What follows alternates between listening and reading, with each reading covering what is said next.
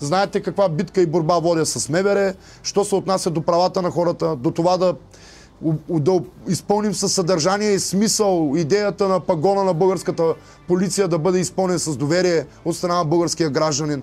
Не е хората като видят полицаи да ги е страх, а да изпитват респект, уважение, такова, каквото изпитвате като емо, като го видите на пътя.